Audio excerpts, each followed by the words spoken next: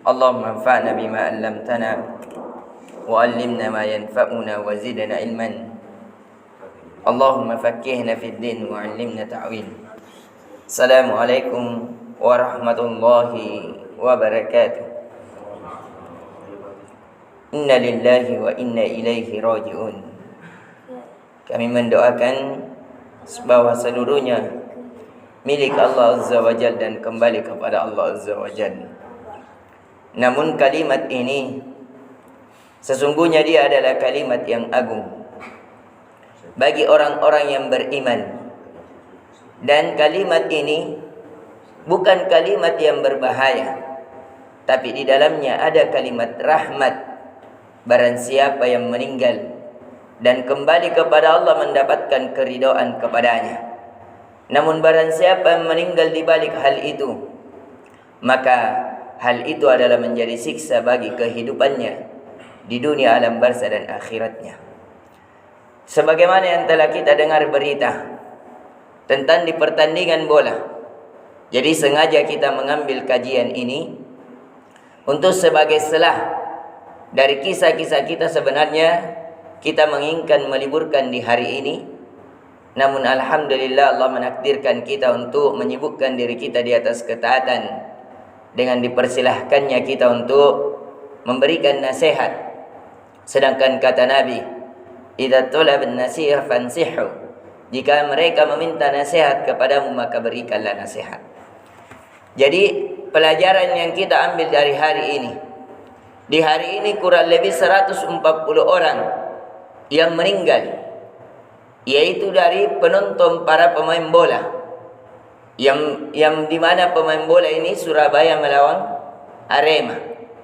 Tapi sekali lagi, kalau saya bukan peminat penonton bola, bahkan alhamdulillah kurang lebih 7 tahun saya tidak hampir melihat televisi. Kurang lebih 7 tahun alhamdulillah. Bahkan televisi di rumah istri saya itu saya jual, ada yang saya sedekahkan. Disebabkan kenapa? Karena pendidikan di televisi itu sangat kurang. Yang banyak adalah kerusakan. Bukan berarti mungkin kita bisa selamat ketika kita mengadakan televisi di rumah-rumah kita.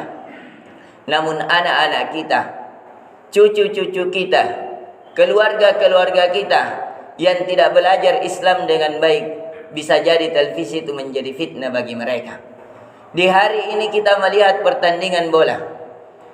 Sebenarnya hukum asal bermain bola adalah sesuatu yang dibolehkan. Bahkan bisa menjadi kebaikan kalau dia meniatkan untuk itu, sebab menjadi olahraga dan menjadi kesehatan baginya, untuk menguatkan dirinya semakin kuat dan sehat beribadah kepada Allah. Namun ironisnya kebanyakan manusia, di pertemuan kali ini kita menasihatkan mereka tentang kerusakan-kerusakan yang ditimbang dari Al-Quran dan Sunnah Nabi Sallallahu Alaihi Wasallam tentang kerusakan bola. Yang pertama kita melihat dari kerusakan bola, dengan bermain bola itu mengakibatkan bercampurnya laki-laki dan perempuan yang bukan muhrimnya, dan itu haram di dalam agama kita. Bahkan kata Nabi Sallallahu Alaihi Wasallam, seseorang yang bersentuhan saja dengan yang bukan mahramnya, seseorang ditusuk besi panas pada kepalanya.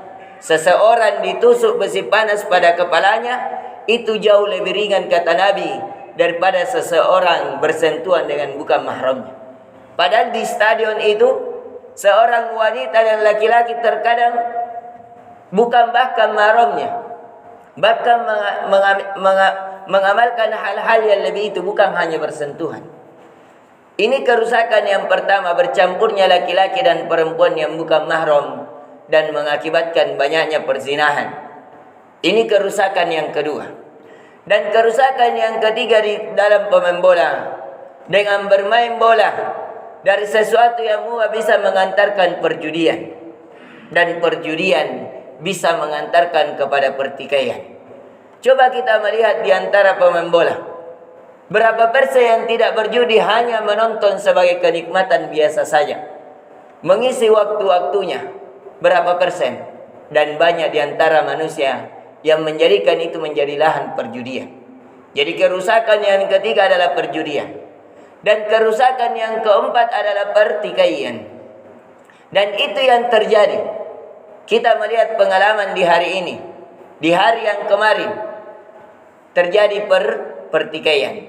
Kalau terjadi pertikaian, kehormatan seorang muslim tercorengkan. Padahal kehormatan seorang muslim itu jauh lebih berat daripada dunia beserta isinya. Seandainya 7 lapis langit dan 7 lapis bumi itu ditimbang dengan kehormatan seorang muslim, maka kehormatan seorang muslim itu jauh lebih mulia. Dan kerusakan yang kelima dari bermain bola adalah bisa mengantarkan kepada kematian. Di hari ini kita melihat, setelah terjadi perjudian, muncul pertikaian. Terjadi pertikaian, akhirnya muncul pembunuhan. Sebagaimana yang kita lihat di hari ini, banyak kaum muslimin yang meninggal dunia. Dan saya melihat dari berita itu kebanyakan. Saya melihat berita karena saya mengikuti berita Pak Jokowi, melihat perkembangan Indonesia, bagaimana pandangan-pandangan pemerintah ke depan, bagaimana untuk meluaskan wawasan kita, sehingga kita melihat generasi-generasi kita itu mau dibawa kemana. Jadi kurang lebih 140 orang yang meninggal. Bayangkan banyaknya kerusakan yang dialami. Dari awalnya hal yang mubah. Dan ini adalah taktik-taktik syaitan. Perlu kita harus memahami kata Allah Azza wa Jal, wala tattabi'u khutuwati syaitan. Wahai manusia, janganlah kalian mengikuti langkah-langkah syaitan. Apa itu langkah-langkah syaitan? Para ulama menjelaskan, langkah-langkah syaitan yang pertama kali adalah menjatuhkan manusia ke dalam kesyirikan, sehingga manusia keluar dari Islam. Kalau syaitan tidak mampu, maka syaitan menjatuhkan manusia ke dosa-dosa yang besar. Dosa yang besar, dosa pembunuhan.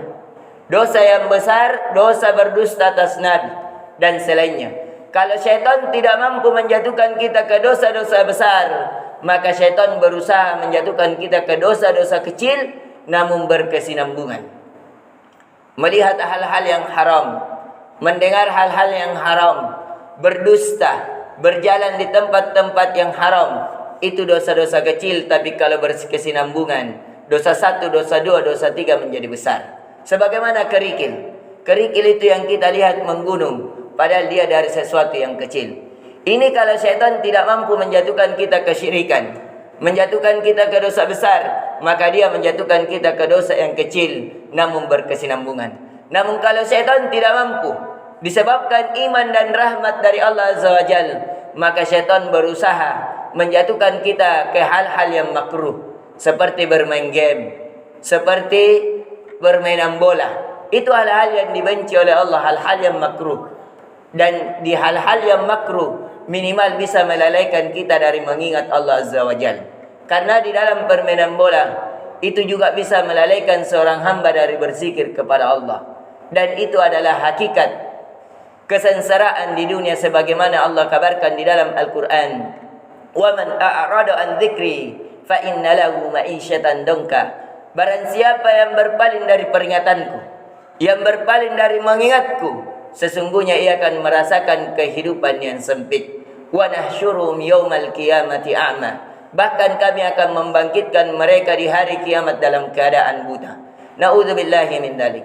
Dan yang terakhir, kalau syaitan tidak mampu menjatuhkan kita kepada yang makruh, maka dia menjatuhkan kita kepada perkara yang mubah, perkara yang boleh-boleh saja, namun kita terhilangkan dengan memanfaatkan waktu, yang dimana waktu tidak bisa dibeli dengan harta, yang dimana waktu tidak bisa dibayarkan dengan kedudukan dan pangkat dan jabatan. Maka dari itu hendaknya kita berhati-hati. Kata Nabi sallallahu alaihi wasallam, ihris ma yanfa'uk wasta'in billah. Wahai sekalian umatku, bersegeralah kalian, jagalah kalian terhadap hal-hal yang bermanfaat bagimu.